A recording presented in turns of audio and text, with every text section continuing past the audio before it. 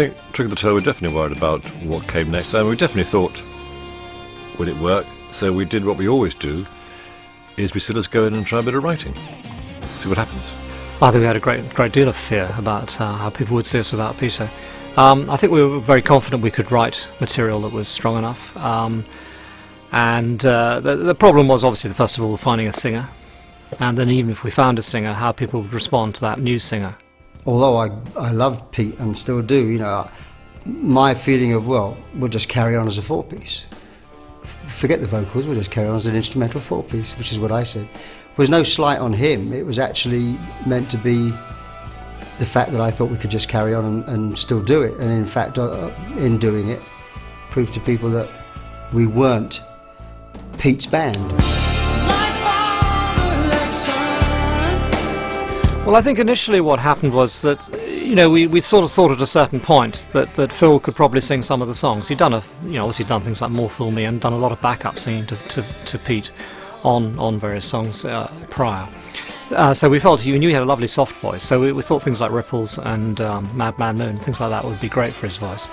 But we really weren't sure that he was. We never even contemplated that he'd be any right for Squonk or Volcano, these things that required a bit more power. And yes, we did get, we'd obviously recorded the song, and we did get this singer that we liked, and he came in and sang on it. He was our big hope.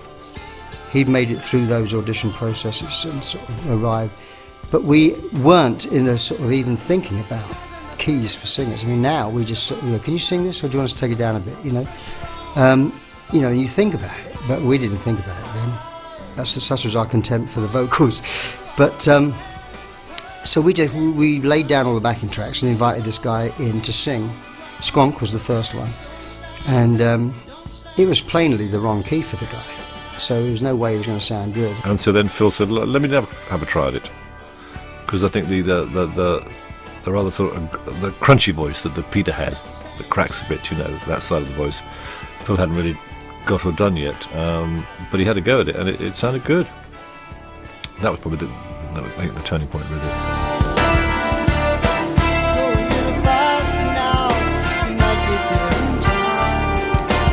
I think after years of doing, you know, The Artful Dodger and being trained as a child actor and all that kind of stuff, I think that he had the idea in his younger days that being a drummer was a much more respectable gig. And he probably wouldn't have come forward as the lead singer if Peter hadn't left. But then, you know, in the old days, Pete and Phil used to twin vocals a lot of the time, and it used to sound like a kind of automatic double track. And, you know, because they had a similar kind of edge to their voices. I mean, different singers, of course, both very soulful in different ways. But I don't know, I'm just very glad it happened, frankly. They got no horns and they got no tail. They don't even know of our existence. And then we went through the songs one by one, knocking them off, really. And we finished the album, I don't know how long it took, a couple of weeks probably, finished the album, and said, right, that's it. Now let's find a singer to go and take it on the road, you know. So we went again through a very half-hearted audition process. And really we didn't do it seriously. We just thought we'd find a singer, and then we realised once we started looking that we were just doing the same thing we'd just done. So my first wife, I believe, suggested, why don't you do it? And I kind of, the whole idea of coming out from behind the drum kit appalled me, really. But as I'd done the album, there didn't seem to be much alternative, so I suggested it to the guys. They weren't sure that if I could do it from a physical point of view, I think. They knew I could sing, but they didn't think I could maybe just do what singers do. And I didn't know if I'd find a drummer that I wouldn't be looking around and tutting at, you know. I think the fact that we've got Bill Bruford at that point, you know, was an important addition for us. So a drummer that Phil understood, you know, that knew and liked, and felt could do the job. So the kind of whole package sort of happened all in one go like that, really. I think it's pretty rare that a band has got that ability to be able to, as I say, within the ranks, have someone that could just follow on that professionally. There was just a lot of luck involved in it, that we had a singer who was good enough in the band to take over from Peter, and for that reason that I think the fans had no trouble, you know, considering Phil as the man. On your left, And on your right, crosses are green, the crosses are blue. Your friends didn't make it through. I remember Trick of the Tail, we had a brief. We said, let's try and be a bit more instrumental. Because we thought, some of our strongest passages in the past, without Peter, were instrumental moments. But of course, as always, you have no control and it's a heavily vocal album. Through a crack in Mother Earth, blazing hot, the molten rock spills out over the land. Dance to Volcano was the most started off for day one when Mike, Phil and I were there, because Steve in fact was finishing off his solo album, and we came in the studio and we just started improvising, and what became the first part of Dance to Volcano came out of that. And I was at that moment, I felt, having come in with a little bit of trepidation, thinking, well, what's going to happen, how's it going to be without Pete and all that. We wrote that and I thought, this is great, I'm really excited by this, and I think it set us off in a really good direction. It kind of embodied all that Genesis did well, which was quite majestic, powerful stuff, interesting rhythms, good melodies. It's like an AR man, don't I? But it's actually, it did. I think Volcano really, the intro had a drama and excitement, and if you'd heard it, you'd kind of go, oh, what's that? That sounds great. That's an important track. I'm not sure the rest of it was always up to scratch, but the intro and the sort of first bit I thought was very strong.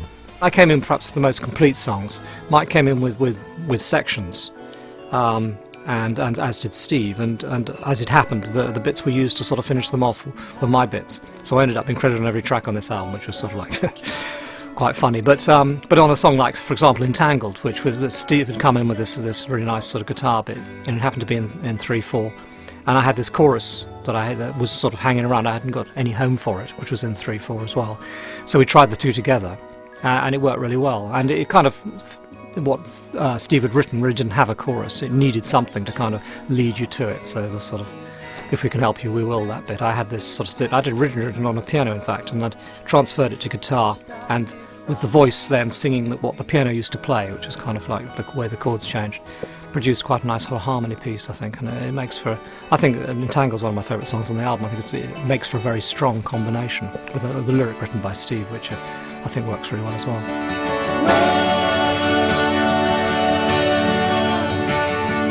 If we can help you, we will. What I used to do was probably throw in a few riffs and licks rather than whole songs.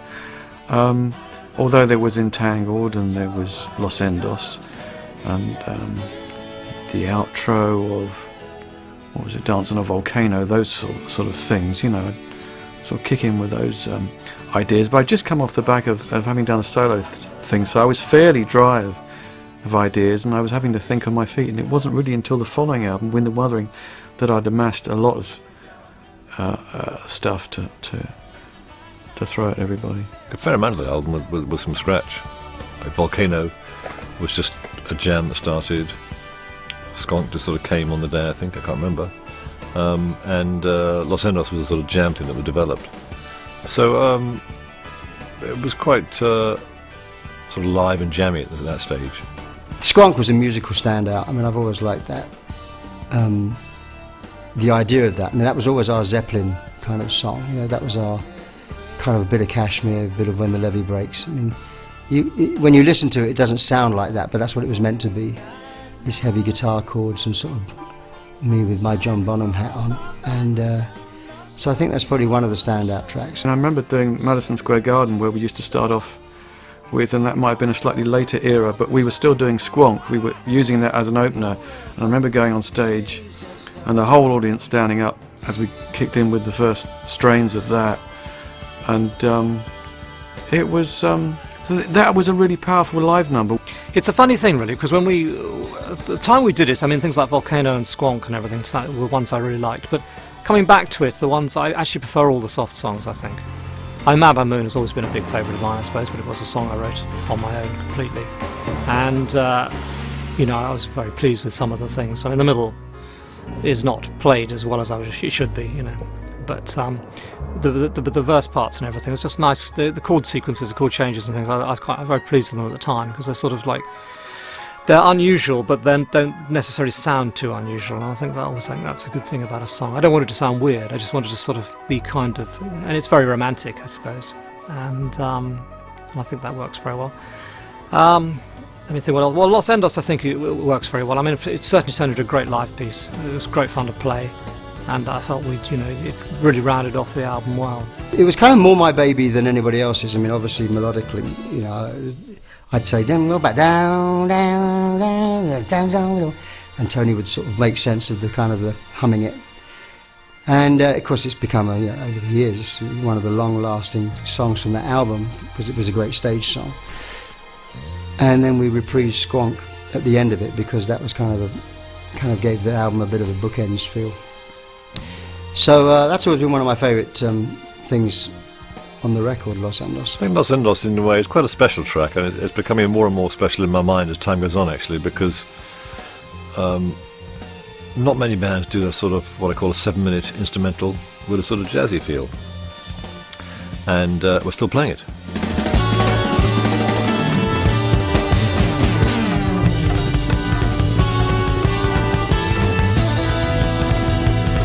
Album covers can give a very strong identity to an album, I think, and Trick or Tale is one where that's the case, really, and you get this idea of a sort of storybook sort of feel out of it, and the songs are quite distinct and a lot of the songs do have a kind of story to them, and I think that makes it very strong. I would say that the cover for Trick or Tale was out of character, actually, with Hypnosis, given what they normally do and what we know them for. The Floyd covers and some Zeppelin and 10cc and our other ones, they didn't kind of do this rather slightly romantic-y, softer drawing style. Slightly sort of Dickensian kind of look, I think, which worked just so nicely on the brown on the sort of on that kind of parchment-like paper.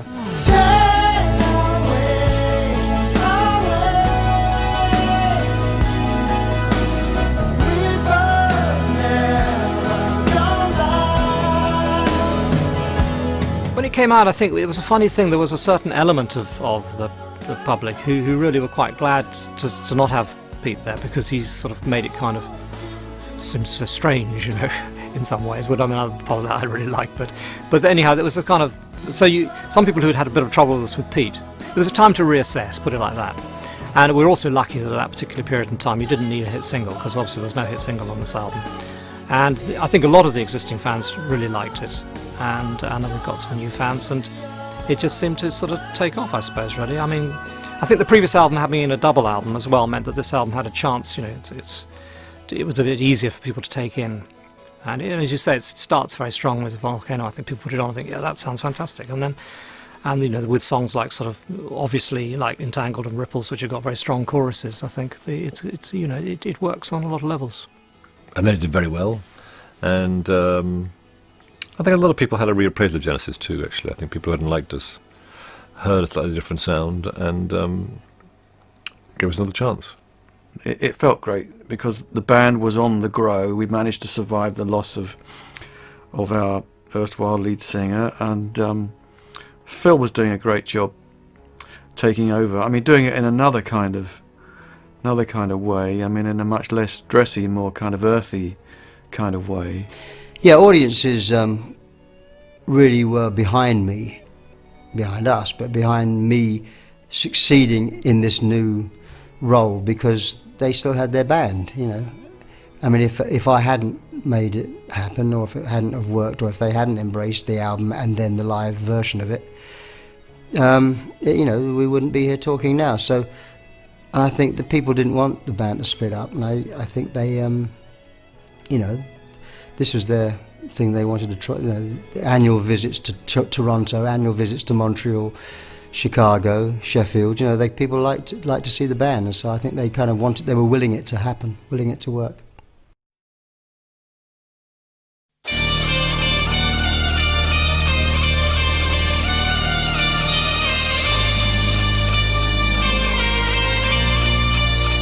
I suppose Men and Wuthering came after a bit more confidence, having had Trick of the Tail do well. I think in some respects the edge and the excitement of Trick of the Tail, the edginess of will it work or not, and did work, for me made Men and Wuthering, the writing seemed a little flatter to me, I think, because it was slightly more, you're thinking about it more. You've done the first one without thinking about it, just gone and done it. without Peter. And this was like it's like the second one's always a bit harder. The second album, they always say, you know. I think Winter Wuthering is probably very much Tony's album favourite. He was very much, I think, involved in the sound of that one. Probably the album he had the most, I think, influence, actually. One for the Vine, Afterglow. And I always see it as a feminine album. There are no real kind of ballsy driving songs on this album, which I think has probably suffered for a little bit. But I think Afterglow is still a classic. I think it still sounds great. But I would search everywhere. And actually another song I think is very important is Blood on the Rooftops, which is quite important, a big part of Steve on that one. And it's a lovely song. It's a forgotten song. And every time you hear it, you kind of go, wow, that's nice. I didn't rate that so much. I think it's one of Steve's best moments, actually, on the writing side, really. There's quite a lot of music written beforehand on this album, and I think when we finished the album, the only thing that worried me a little bit was perhaps the album was more, particularly when we left off the 3 tracks we did, which were all kind of quite simple tracks, that the album was really quite a heavy album, quite a difficult album. But I mean, I liked that. You see, I always thought I like an album to be a challenge, and it wasn't an album that was going to be liked first time. Apart from possibly Your Own Special Way, virtually every other track requires quite a bit of listening, I think, to get into. And but at that time, I think, you know, we were able to, you know, I think we had people who were prepared to give us the time. Some people, you know, I remember the reviews of the album were a bit like, oh, disappointing after Trick of the Tail type thing, but I think for the fans, it's a better album.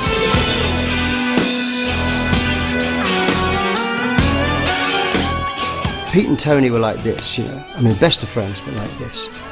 And possibly with Peter having long gone by this point, Tony realising that possibly, you know, I mean, he was able to sort of, like Mercury, kind of sort of spread out a little bit and get much more of him out. And of course, with me not writing, and maybe Steve writing, but not everybody liking what he was bringing in, there was only him and Mike, really, apart from us as a group, which was always a very important part of us. I mean, us writing together with out of nothing was always one of the strong things of Genesis, anyway. But yeah, so for feminine, read romantic. For romantic, read Tony. Yeah. I think it's a romantic album. That's probably why I like it as much as I do. I'm sort of, perhaps that era of music excites me more in a way. The chords are much more sort of expansive, if you like, and the way they change is sort of more yearning. You know, it's not. This is about as far away as you can get from sort of straight ahead 3-chord rock. You know, and I like a bit of that myself, but this album's is far away from it. They get me confused, boy, puts me off to sleep, and the thing I hate, oh Lord. I enjoyed doing Blood on the Rooftops. I mean, I took a flyer on that one by doing this whole sort of classical guitar introduction to it, so I enjoyed doing that. I think that came out very well. I think it's a very well produced album. I think that, as I say, particularly with the new mixes, you can hear a little more guitar. It's kind of been growing in confidence, I think, over the years with Genesis. I mean, you know, you must appreciate that when we started off, that both Phil and Steve were very much junior members, particularly in relation to the composition. You know, and I think at this stage, you know, with Mike and I sort of perhaps been dominant, certainly on Trick of the Tail, and we probably were on Wind and Wuthering as well, I think. But he definitely had more moments when he came to the fore. And this was particularly true, I think, on Blood on the Rooftops, which I think is a lovely track. It's one of my favourite tracks we did. Blood on the rooftops, and it's in the spring.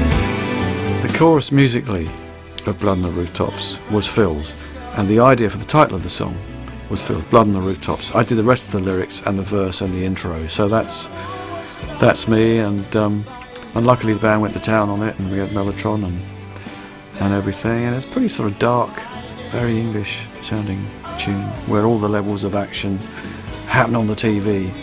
So it's a sort of song about couch potatoes in a way, but maybe the younger generation is differing slightly from what the older generation is saying. Yeah, it's not a bad lyric. At that time, you see, we're talking about 77, and I had yet to really write. I wrote bits. One of my bits ended up on the Lamb.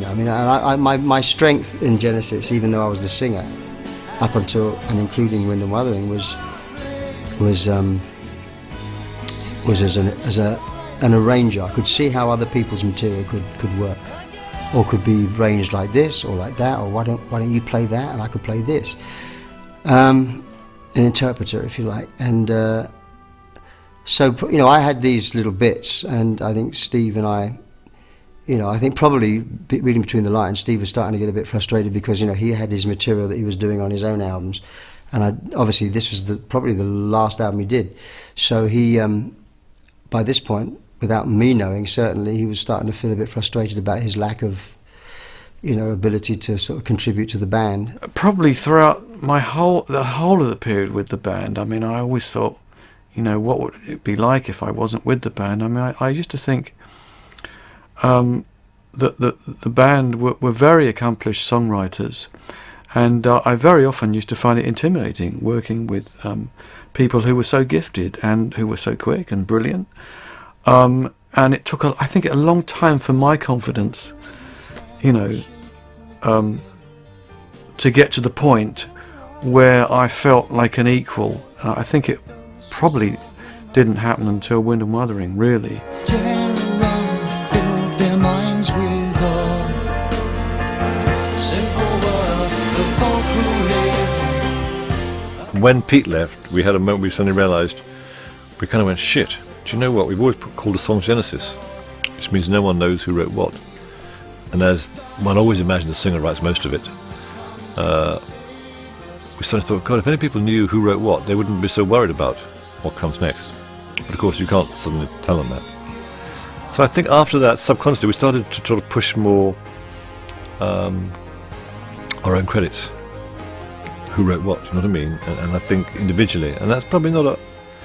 And the next album was the worst one of all, and then Duke, we started going back to how we started originally, writing together more. So we were heading in the direction, I think, where it was like a couple of my songs, a couple of Tony's songs, a couple of group songs. It was a funny road we were taking.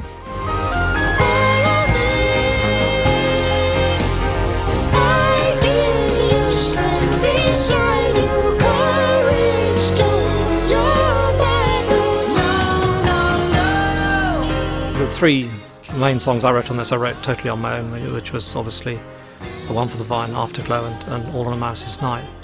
When I played One for the Vine to the guys, it was kind of like I just played the whole thing through with me sort of warbling on top, and I don't know what they thought at the end of that. I thought, but I think they thought if we don't do it, he'll get so irritable, start throwing things, that we'll have to have a go at it, So we just put it down in the studio. I just put the whole thing down with the piano and drums, really, and then we sort of overdubbed everything else on top of it.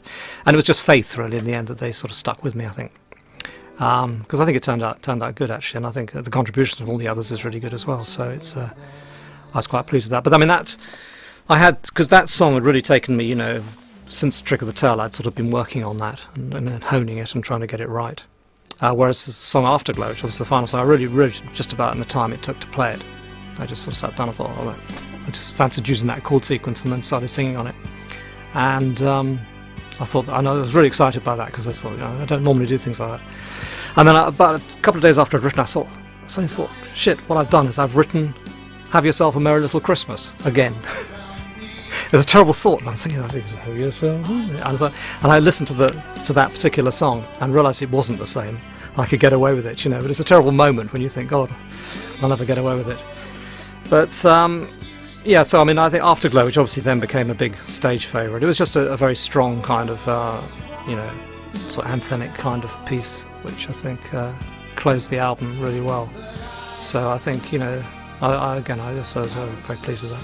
What Gorilla was actually one of my favourite songs on the whole record, because it was a bit more of my Los Endos thing coming in the door. It was my fusion kind of weather reporting side of me that I was kind of suddenly I was able to sort of make Tony Banks play this stuff, you know, and they seemed to like it. So that ended up on the album. In those days, I was still doing a lot of guitar tunings, playing 12 strings with funny, weird tunings, sometimes tuning the double strings in harmony, which is quite unusual. And Your Special Way was done with a funny tuning.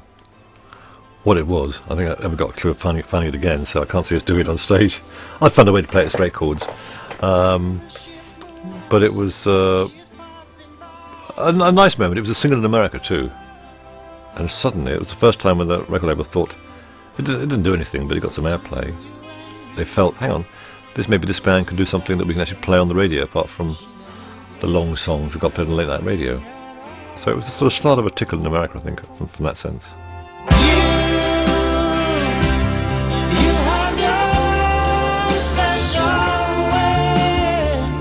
At the same time as we were doing Wuthering, there was this punk thing was starting as well, which we kind of just didn't really glance at too much. We just ignored it. Genesis were always slightly outside the loop in terms of the firing line, which is not a bad thing actually. It works both ways. You get less press, but it also means you get, you know, when the press is bad, you get less bad press. I don't know, I kind of felt outside it already. I didn't really feel.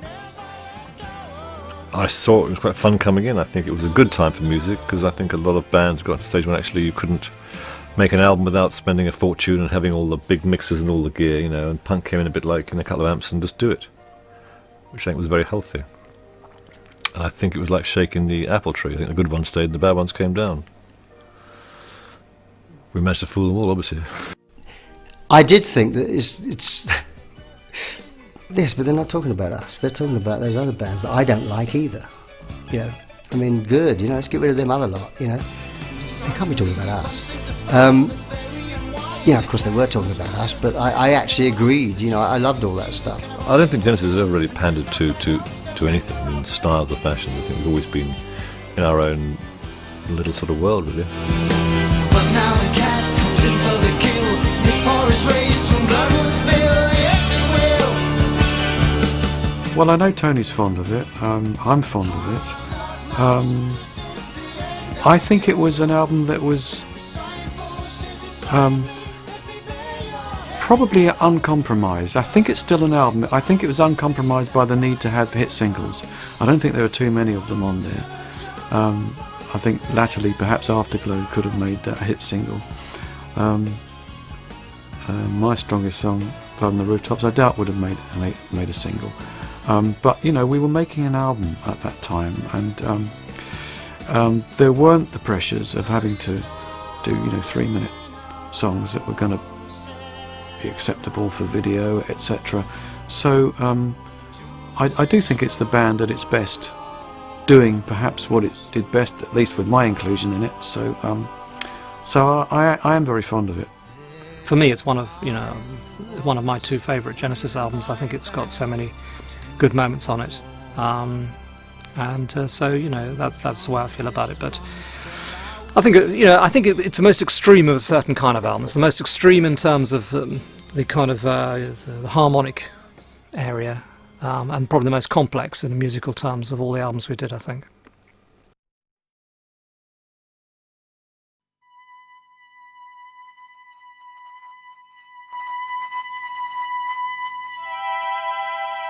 Well, the first interview I did in America, someone said to me, "So, why is the album called Number 3?" And you think, oh God, it's going to be a long haul. Just seemed obvious, really. We were 3, so that was it. I didn't see Steve leaving at all. I mean, he'd started to sort of make, I guess maybe sometimes at these sort of group dinners when everyone started getting past the nicely drunk stage to this kind of let me tell you something stage. He kind of started, I think he started to make noises that, there's 4 of us in this band. Why can't I have 25% of the material, kind of thing, I think Steve leaving was, I'm never quite sure to this day kind of what happened, really. We were mixing a live album, and Phil saw him in the streets, and then he said hello, then didn't come in. It was sort of weird, really. I'm not sure we knew what was going on. First I heard about it, was when I passed him and I stopped on in Ladbroke Grove, and because we were going to mix seconds out, and I stopped and I said, "Hey, hop in, I'll take you there." You know, he was waiting for a cab. He said, "No, it's okay. I'll call you later." I said, "All right." And I didn't think anything of it. I just went and I got to the studio. I said, "Weird, I saw Steve." You know, he said, "Did he tell you?" I said, "Tell me what?" And Mike and Terry said, "Well, he's left." I said, "Oh, no, he didn't say that." And apparently, I've heard that that he knew. He said that he knew if he'd have got in that car with me, I was the one person that would have talked him out of it. Perhaps he thought it was time to try and go solo and see it and play his chances. I always felt that I never felt that Steve necessarily saw himself ever as being totally integrated into the band, and that at some point he would probably leave. So I wasn't that surprised by it. I was surprised when he left, I have to say, because it was in the middle of the mixing of the live album, Seconds Out. And, as I said, I was sorry to see him go. I really would have been very happy for him to be on after that. Well, I was starting to write more and more material, and it was harder and harder to incorporate that into a band format. Plus, I wanted to work with other people. Brilliant though the members were of Genesis, and although I have many happy memories, I felt I had to take the risk in order to find out just how good I was on my own. Everybody in this band was growing older and getting, discovering what they wanted to do that they hadn't done yet, and realising how they could do what they wanted to do better. It couldn't really exist in the same band anymore, so it didn't really surprise me that people kept falling off. But certainly, they'd weathered Anthony Phillips leaving, we'd all weathered Peter leaving, and I thought, well, if we did that, then Steve leaving will just be something else that we can just get over. I mean, Mike said, because he was obviously a guitar player, but he wasn't a lead guitar player, and he had a big mountain to climb. We thought about him like a guitar player because having had Phil replace Peter from in-house, you knew the good feeling for the audience when it came from within the band. I suppose at that moment in time, guitar-wise, I'd done an awful lot of stuff had been two guitars. A lot of chordal stuff came from me, but I didn't really play lead. So that was, and Steve's a great lead player, but that was really the problem. But I think we felt we could sort it in-house. I've got very, very fond memories of working with the band, and I learnt a tremendous amount from working with those guys.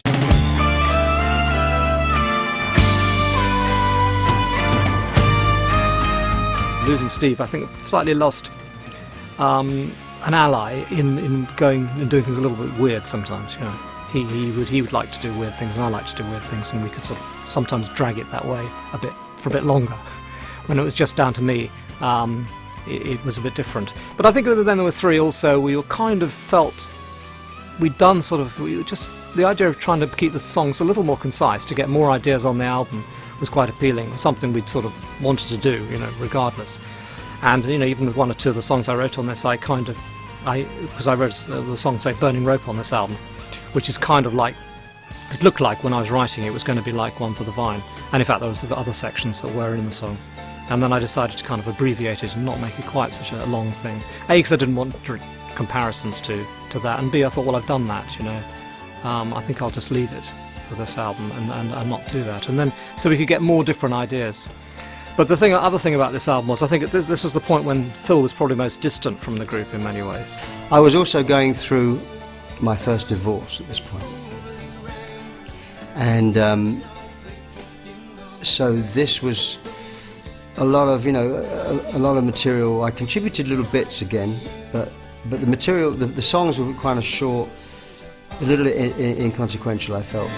The words of love, the cries of hate. Much as I liked playing with Steve and everything, I don't think we really thought twice about this one. We felt we knew we could do this, having been through it with Pete. But also, I think what perhaps a lot of people hadn't realised up to that point was just how much of the rhythm guitar was all Mike. He's a rhythm guitarist, so the lead guitar and everything that came with that was Steve. But the rhythm guitar, which had been so prevalent in things like sort of Cinema Show or Musical Box or anything right the way through the whole career Genesis had been Mike, and so we knew he could do that. The only thing was whether he could cope with lead, and and he had to definitely had to work a bit of that to get sort of the right mindset for lead guitar. But on this album, there's 2 or 3. There's not much lead guitar, but what there is, he plays well, I think. But he had to think about it quite hard. I think we just started to sort of maybe relax a bit, actually. We were always very intense young men, trying to prove that we were the best and the greatest at everything. And suddenly, I don't know, you're getting a bit older, you had kids, and maybe you just start to, in life, not try so hard. Songs like Follow You, Follow Me and Many Too Many, for example, don't feel like anyone's trying at all. I think that's why they work well. I thought I was lucky. I thought that I'd got it. How can I be so blind? Probably have a slight problem here because the 2 other tracks that I would really pick out are both ones that I wrote, which were Undertow, which I was kind of pleased. It's sort of slightly different way for me to write, really, where there's sort of slightly less chord dependent and a bit more dependent. The melody and the piano part is very much sort of got the melody and the chords all enveloped in it, and I think it's and it was the first time I'd used the Yamaha CP70 electric piano on a record, and with the chorus sound and everything, it gives it quite a distinctive effect. And then Mike was playing a fretless bass on it. I think that turned out really well.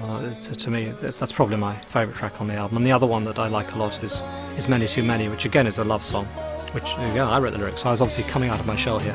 Still a bit weird, it's not totally straightforward, but it's... all I remember about Many Too Many was, at the time we were doing it, that trying to say to Phil, yes, you can sing Mama, it's all right, you can sing Mama, which is the chorus, is Oh Mama, doesn't it help me find the way and everything.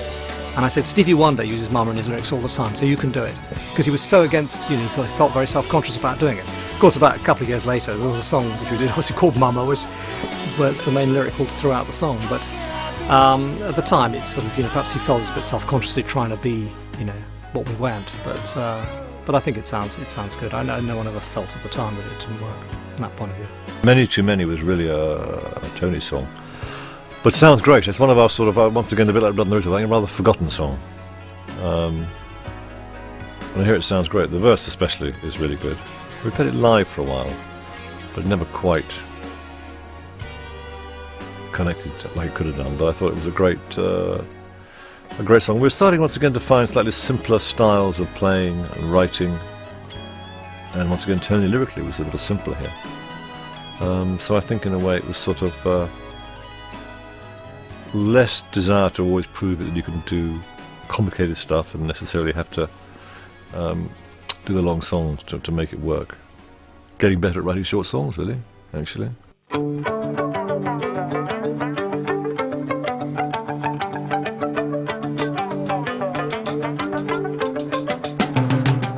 I've always felt proud of the song, because actually it's just simple songs are hard to write, but it's got a little bit of a sort of quality to it, I think, that is quite strong. When we were recording it, the guy who was our engineer producer at the time, Dave Henschel, didn't rate it at all, and so he was a bit dismissive about it. And so we did a mix of it, which wasn't terribly good, I don't think. And then we played it to the record company, and they said, that's a hit, you've got to do it. So we went back and remixed it and got it a bit better. So we thought it was a hit. I mean, I felt it was the first time I thought we'd ever written a hit.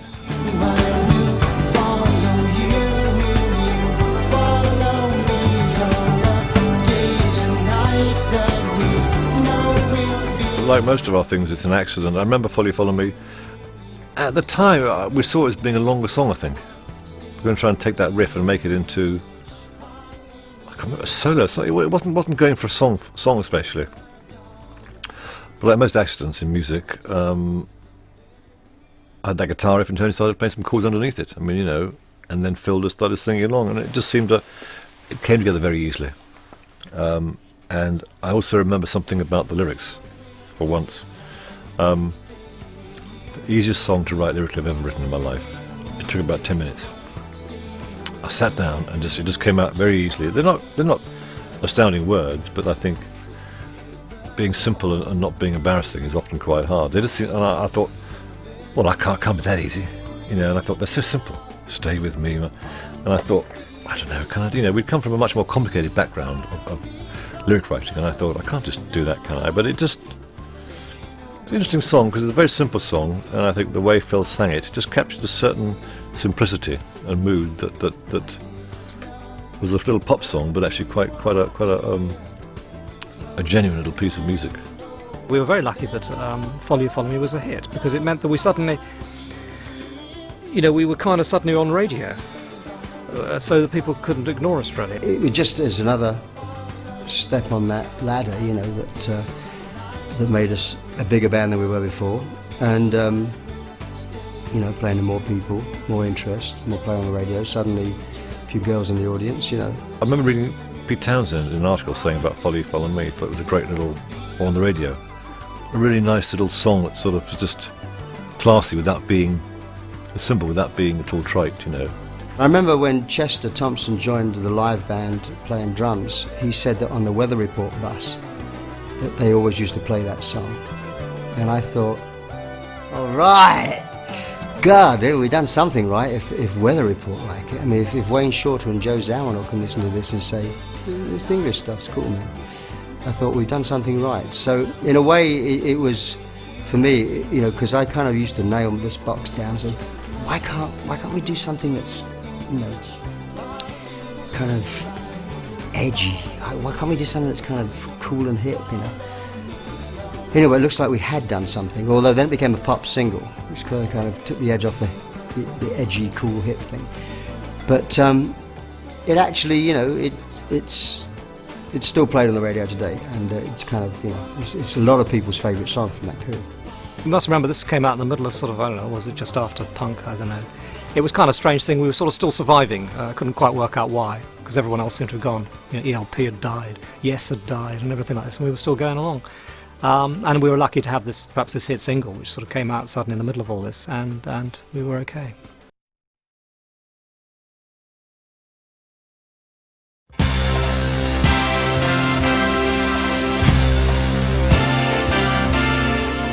Duke's a very important album. I think if Duke hadn't happened, we wouldn't have carried on, I think, in my mind, because I think we sort of refound ourselves a little bit. I suppose by then we'd done some solo albums, if I remember rightly. So you were less pushy about stuff he'd written. Phil was living alone in his house, actually, in Guildford, and we wrote it there. That was quite nice too, you know what I mean? Sort of in one of the bedrooms, actually. Nice environment. Phil was writing a lot more now, and we started writing songs together again. Turn It On Again came out of that. Duke, the intro of Duke.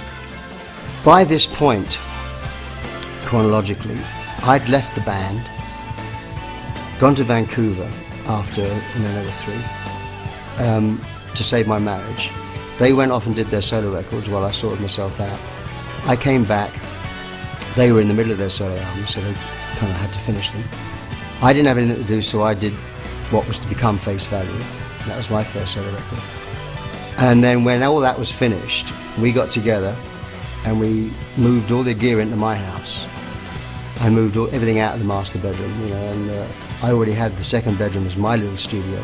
So we moved everything out of the master bedroom, and we wrote and set up and wrote all these songs together.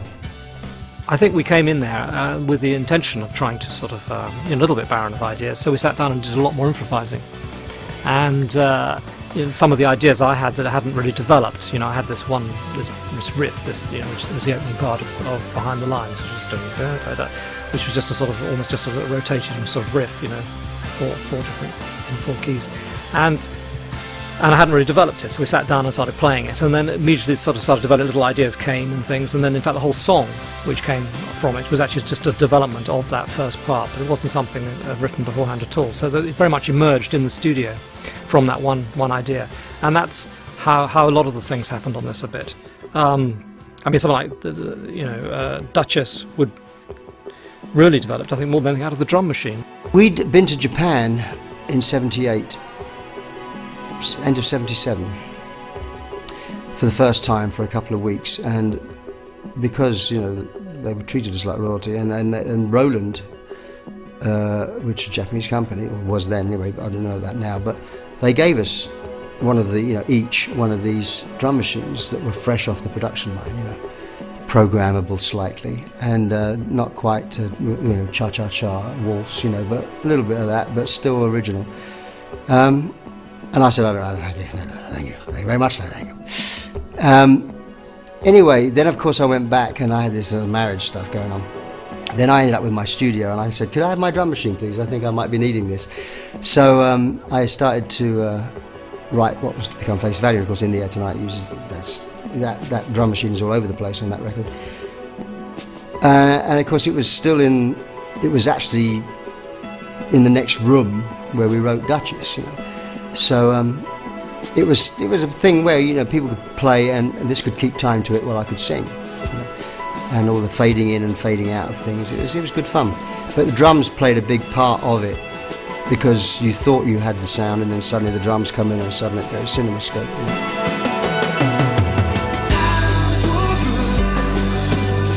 She never thought about the future.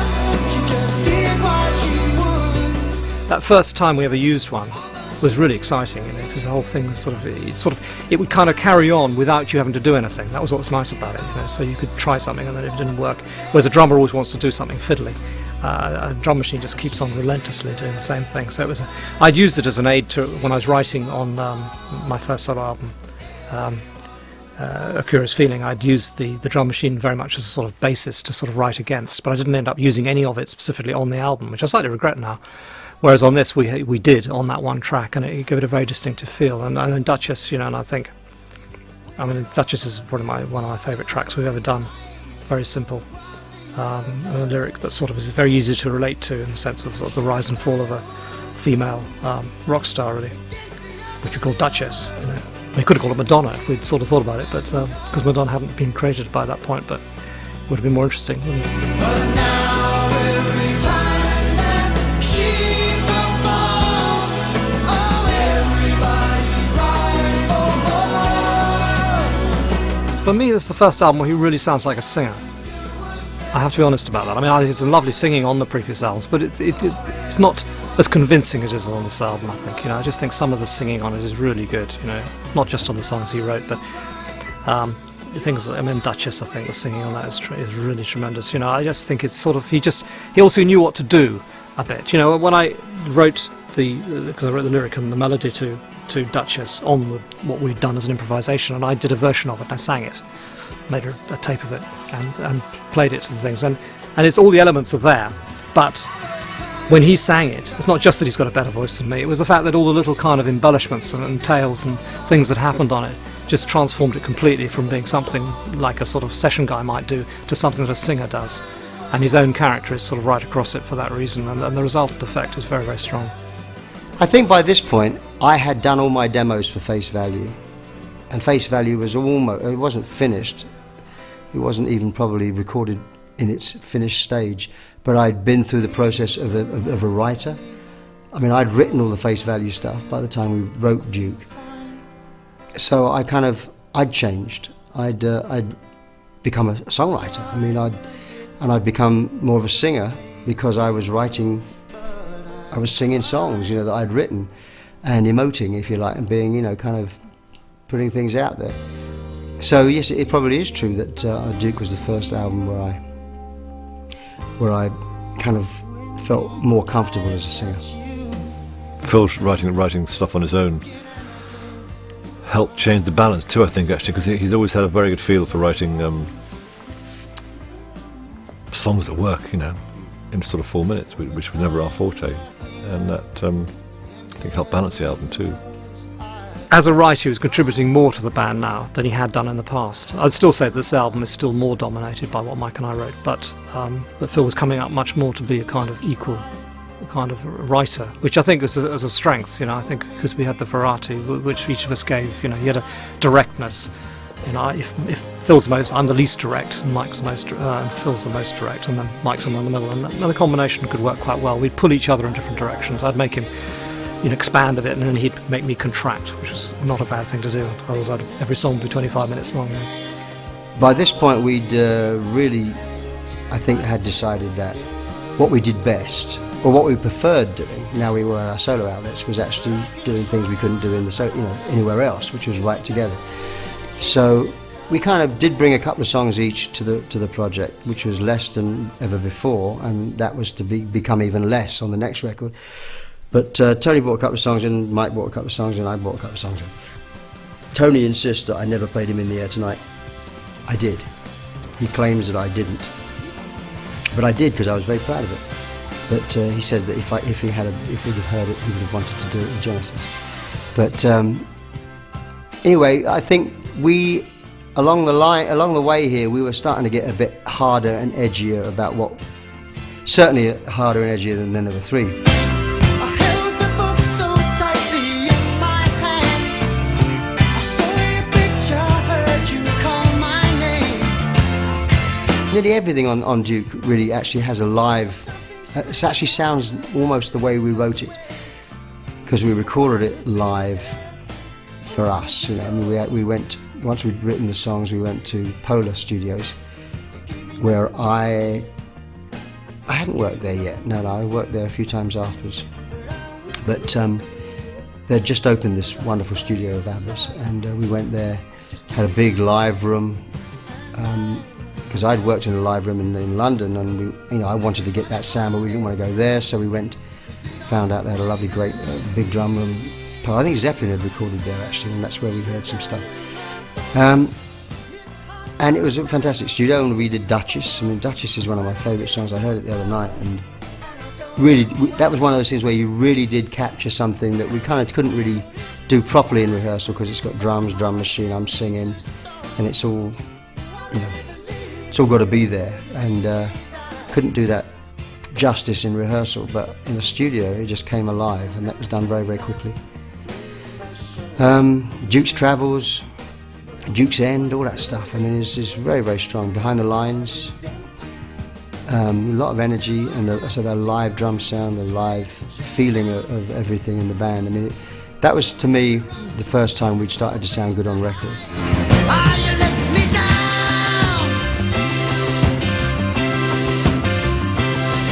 We have a habit of doing what we do, but I do think that there's a bit of concept to try and get back to writing together. I think the solo stuff made it possible. You know, when you're doing albums and you had three guys bringing in lots of songs, it was hard to actually find enough room. But with the solo albums being done, you had less stuff to bring in. You didn't say, here are my 10 songs, are anything any good sort of thing. You actually arrived with a few bits and less material, which is probably a good reason.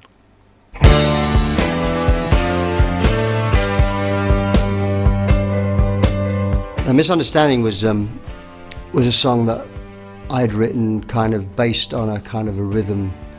It was a little bit between Hold the Line and Toto and Sail on Sailor by the Beach Boys. I love that kind of, when that Rocky Mountain Way by Joe Walsh, that kind of rock thing, when it's just in the right place, and so that's how I'd written it. I don't say it ended up being as good as that, but that was and I was going to have it on face value, and I played the stuff to the guys, and Tony and Mike really liked that because of the same reasons. They like the Beach Boys kind of that rock thing. That not much a rock thing, but it's like ding, ding, ding, ding, ding, ding. So they took that song and we recorded it, and I guess because it had single written all over it in America, it was the first single. There must be some misunderstanding. There must be some kind of mistake. It was our first American hit. A song that Phil was gaining confidence in writing, I think, and it sat very comfortably within the album, I think. But I think the main thing is starting to write together again, what I think was really important for us, and I think after that we kind of carried on more in that vein.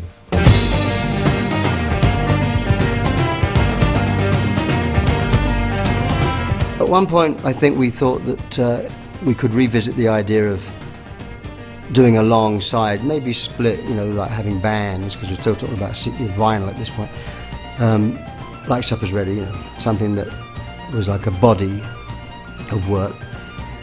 And I think we kind of, that's why there's Duke's Travels, Duke's End, because that's kind of, we still like those titles, and we kind of that's all that's left of that idea, really. Yes, that it would have gone Behind the Lines, Duchess, guide vocal, Turn It On Again, Duke's Travels, Duke's End, which is actually how we performed it when we were live. We tried it. The reason we didn't do it, one reason we didn't do it is we didn't want the comparisons with Supper's Ready, and felt maybe it wasn't the moment to do a sort of a totally combined thing like that. As it is, there is quite a lot of linkage between those tracks anyhow. The first three are linked. And at the time when we were talking about this, the bit that became Turn It On Again was just a link. It was just, we went once around the whole sequence, just the two bits, and then went on into Duke's Travels, and we did it and we recorded all this stuff, and I thought that's much too strong to just do once, so we did it twice.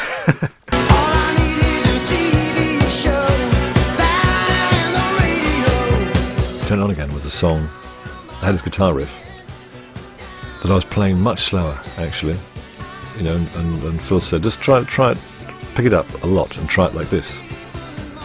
I was going do do do do do do do at one point with a sort of Queen harmony guitars. I don't know why I got to that point. I was just messing around with it. My bit was slow too, in fact. We were playing the whole it was more like that, and then Phil sort of he was kind of in a certain kind of mood in those days, and the drums are what make it. I mean, absolutely, the drums are what make it, which is a sort of key thing. That's why it's so much a group song, even though musically it came from the two of us. But it's and it just gave it an energy and something that we hadn't seen in it at all originally. And it shows how someone can come and just take an idea how a band works. If he hadn't done that, it wouldn't have had that driving feel to it. He said to me, "Do you realise it's not in 4/4?" Which I thought it was in 4/4. It's got a good drum part that makes it sound simple rather than making it sound as complicated as it is. So that's one of the reasons why it could be a single. I think if you told the record company it was in 13/8, they'd have said I couldn't be a single.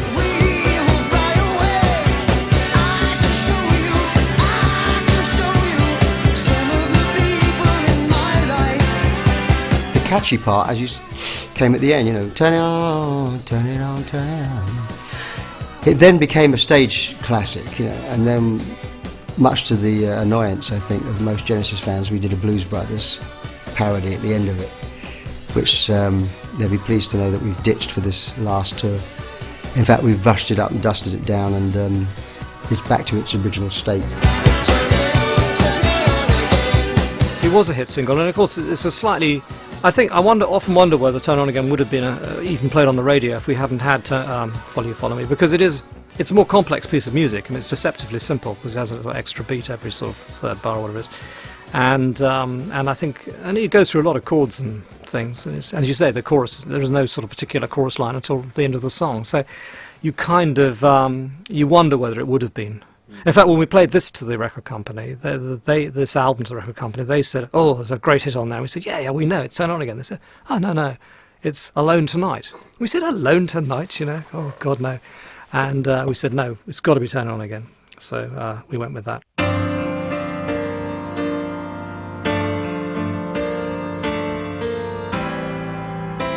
Well, I think for one reason or another, we weren't very happy with the and then there were three cover. We just felt it was sort of didn't really do much. It was a bit nebulous and everything, and we were a bit stuck for ideas. And I don't think Hypnosis came up with their best idea for that, really. I mean, it sort of has a character to it because you kind of relate it to the album now, really. But thinking that the album was probably kind of a bit more straightforward and quite fresh. It's got a very gloomy, dark cover. I think it could have had something a little bit more kind of up. But that's our fault as much as anything else. I think with Duke, we just thought, well, we want something different, so we went to look in a different area for a designer. And he actually came down with various suggestions of possibilities. And one thing he came down with was this ABC done by this French guy, which had this character on it.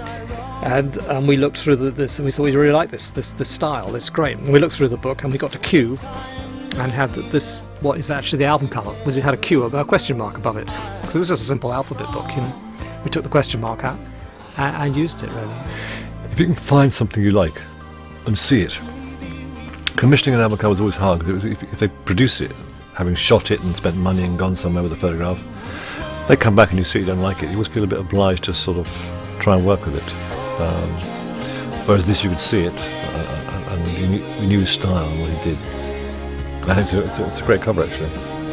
it was just nice. I mean, we calling the album Duke, and there was this guy, this fat guy. It just, you know, he wasn't Duke, but he could be. You know. It was just, it was a nice, strong piece of artwork. Yeah. We've always been very keen, I think, Genesis, on quite simple images, graphic ones, rather than a mishmash of lots of ideas. I think Duke kind of embodies that. It's a really simple, strong, quirky style image.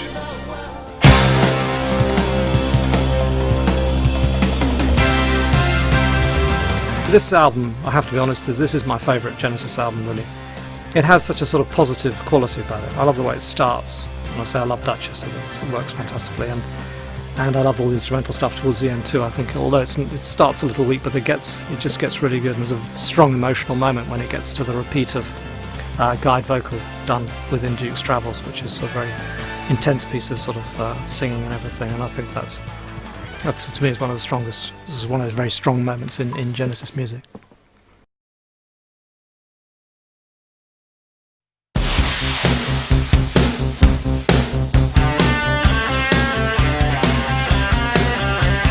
Well, Abacab originally was a way of remembering the sequence of the song.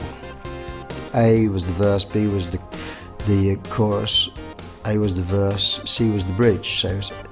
So you went verse, bridge, verse, chorus. But we didn't do the song like that in the end.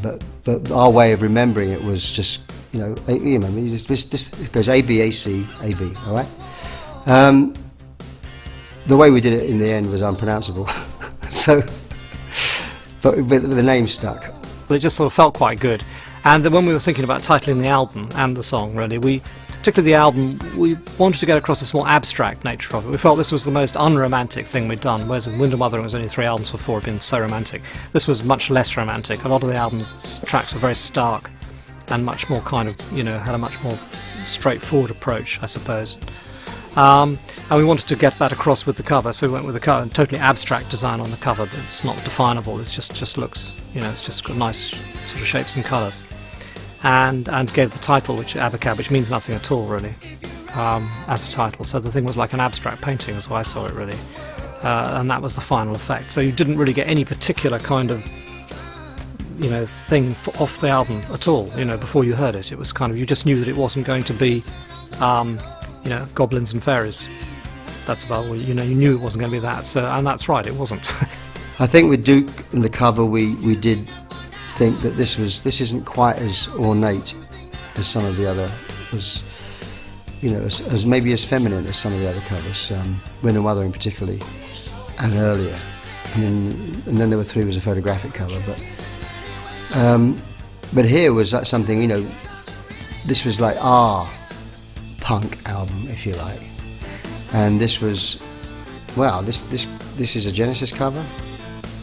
And our thinking was, well, if this is the cover, maybe the music's different.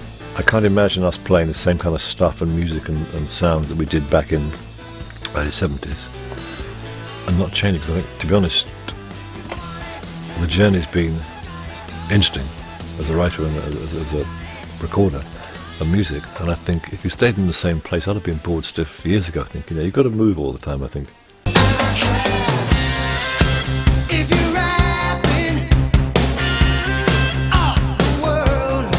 On this album we felt it really was time to cut with the past a bit and drop the traditional, you know, there's a long song from Tony and there's a short acoustic one from me and so on. It was just time to be a bit braver, and that coincided with moving into where we are now, Fisher Lane Farmer Studios. It had been a dream since we first started to actually have our own place to write and record in. You know, rather than go and write the songs and then start recording £1,000 a day in a studio, to actually be in that environment where you can write, and if it sounds good, you record it. So we bought this place in Surrey. We were looking at the garage. I mean, the people were trying to show us around the house, and we were looking at the garage saying, that garage would do all right, you know. But what about the house? Yeah, the house is all right, yeah. The garage, we could knock that down, you know. So eventually we bought a sort of a 5 or 6 car garage with a house attached, and started to convert that into the studio. And the house, we thought the roadies could live in, And we actually started off writing the Abacab album in the house because the studio wasn't ready, of course. And Abacab, I can remember that very well, that song being written in a sort of, low Tudor beams living room. And we'd, by this point, thought it was time to change people we worked with a bit. It was a definite, very conscious decision. You had to try and break with some of the Genesis traditions, really. Get rid of the reprises, the extended solos, the big choruses and tambourines and everything, just to have something, a different approach. And because Phil had this experience of working on Peter's album, particularly, but of this drum sound effect. And then we used the engineer Hugh Padgham, who'd worked on that album. And a lot of the size of the tracks are created by the drums rather than by keyboards. We'd always done it with keyboards. The big keyboard pad came in on the chorus and stuff. It was wide and everything. But the drums themselves, just by bringing up the ambient sound of the kit, just gave it such a big size. Very exciting effect, I think. I really liked it. And it meant you could write in a slightly different way and have a different approach. The drums are very, very prominent on this album, I think, and they're a very, very big feature of it. The band kind of sounded like the sound Hugh got was the sound we made. Not taking anything away from Hugh, but it's a bit like in the past. The sound, I'd hear the band playing songs, and the sound was great. We'd go and record it. It was a bit like I struggled to get the sound back up to where it was when we first played it. It was always a bit of an uphill job. But with Hugh, who recorded very much a playing scenario, the sound sounded kind of like we were, which is wonderful. We started to scale down a little bit. Keyboard arrangements, we started to scale down. Do we really need that overdub? Do we really need the sound to be that thick? I mean, everybody used to be a bit tunnel vision. This is my sound, I like it, and I'm going to use it.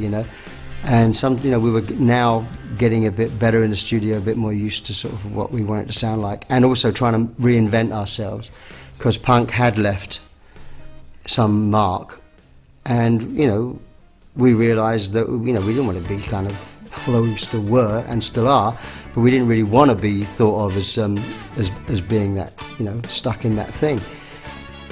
And actually, when we played this Abacab album live, I remember in Holland, in this particular place called Leiden in Holland, we were booed every time we played an Abacab track. They booed us. They didn't like the scaled down thing at all.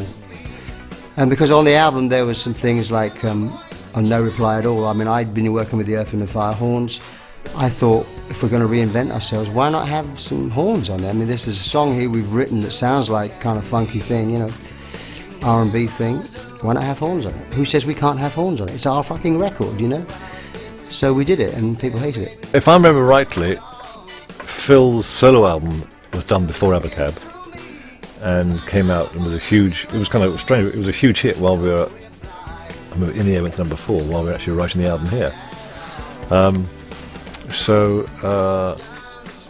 But the album was kind of going that way anyway, you know what I mean, with that sort of sound feel. I'm sure very much brought in by Phil, who was sort of full of excitement for having come back and done his album and got a sort of slightly more different sound feel. And the horns came from very much from Phil. And here we went out to LA to do it, the Phoenix horns. And I always remember, I didn't really know the Phoenix horns, who were the guys in Earth, Wind and Fire. The band didn't really know.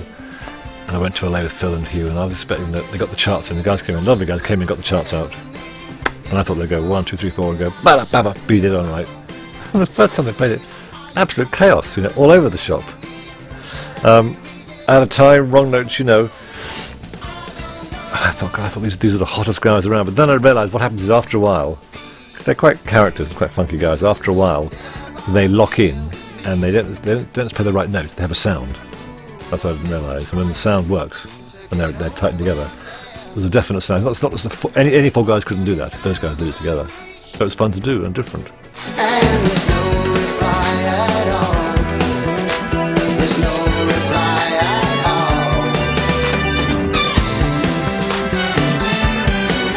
all. We did our own punk track as well, Who Done It, which was fantastic.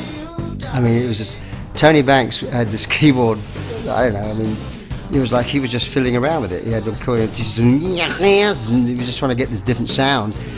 And it was all in rhythm for some reason, and sort of I started playing, and that was it. It was the most horrible sound that we really liked. For many people, it's kind of, you know, the worst track we ever did. Because I really like it, but perhaps I'm just perverse. I had this thing of abusing a Prophet 5, and I'd sit there and I thought, I'm doing this all the time, and Mike and Phil were just sort of, the only way we're going to shut him up is if we record this. So we recorded it, and Phil put on this sort of very simple, very slappy sort of drum on it, and then he wrote a lyric for it, which was like, you know, which kind of was as irritating as the song itself. Was it you or was it me, or was it he or she? And then we did it live. You know, this is fantastic. People used to put goggles on with snorkels and stuff. It was kind of a surreal moment. You know, you mentioned it around here sometimes, sort of, you know, some of the roadies and things, you know, not too done it. You know.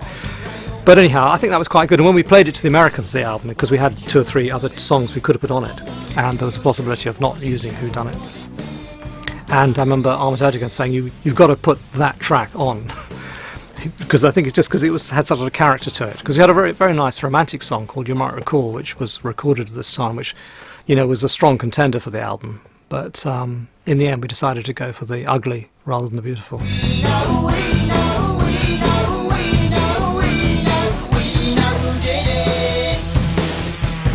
Keep It Dark was a fun song, because actually it was a drum loop. Phil played this, I think I'm right, yes it was a drum loop. Phil played this sound, this pattern, straight beat, which actually there's a moment when he was playing it, the sound is so good, just right, that we actually looped it. And then I think basically he got a bit of tape and hung a weight on it, and it actually looped it down, and we played to it.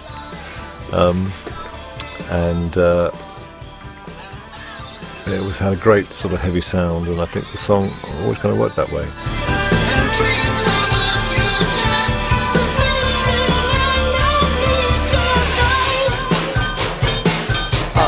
Keep it dark. We wanted to try to keep that kind of the inhuman aspect of it. I think is what we liked about it. You know, it becomes something inhuman and relentless, and when a thing repeats absolutely like that, it becomes almost subliminal, so you're paying too much attention to it. And then Mike had this, he's playing this riff, which, you know, which kind of like goes very much against the rhythms. The 2 things are kind of quite strangely positioned, you know. If you hear it, sometimes you hear it and think, God, it's all out of time, you know. And then the chorus comes in, and all the chords are sort of anticipated and things, and the resultant effect is kind of strange. Like it's all doing this a bit. But I think the resultant song, I think it works really well. I mean, it's just a lovely sort of. You know, got very stark verses and very romantic choruses, and I kind of wrote a lyric that kind of did that. So the idea was that this character had to pretend that he'd been robbed by people, and that's why he disappeared for a few weeks. And in fact, what had happened, he'd been taken up in a spaceship and gone to this fantastic world where everything was wonderful and beautiful and everything, but he couldn't tell anybody that because no one would believe him. So I thought it was quite a nice idea.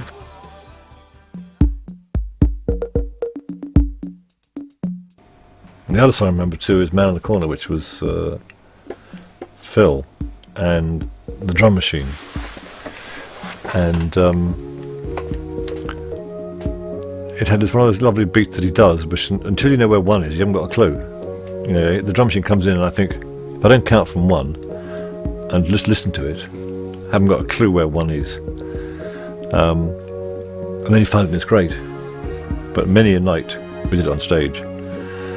Actually, Tony kind of going, where the fuck is 1? If you miss that moment, then you can't get it. No, great song. See the lonely man there on the corner. What is waiting for? I don't know. It is simplified, you know. There's less kind of extraneous stuff in there, certainly, and I think, you know, the tracks that, you know, things like Abacab and obviously Keep It Dark, which is one of my favourite tracks on this album, it's very simple, and it's just 1 riff, and it was actually just a drum loop. It wasn't even drummed all the way through, just had a drum riff going all the way through it, and I just think it produced a you know, it has a very distinctive quality about it. I think what it did for us was it took us, having gone in a certain direction a certain way, we then went quite a long way a different direction, and then perhaps after that we kind of brought a bit of that, came back a bit, but brought a bit of that in with us from then on, and I think it was an important move really So this album, in fact, was the last album we credit anything to individuals, and we each put one track of our own on there, and everything else was group written. And it was very much group written. It was the way it emerged out of just jamming and improvising, and these ideas would evolve. I really enjoyed the Abacab thing. I think at the time we were stretching out a lot more. I mean, the end of Abacab on the record was all improvised, and we were still writing all that stuff from sitting in a room with nothing, thin air. The funny thing was, at the same time, Peter was changing. Actually, had changed probably before us. This change was coming. I mean, that's why often the hardcore fans don't see it. But this transition from where we were when the album before Phil started singing The Lamb was the start of an end of a sort of era, and then the new phase is coming, really, I think, actually. Inevitable. For us to survive, I think, actually.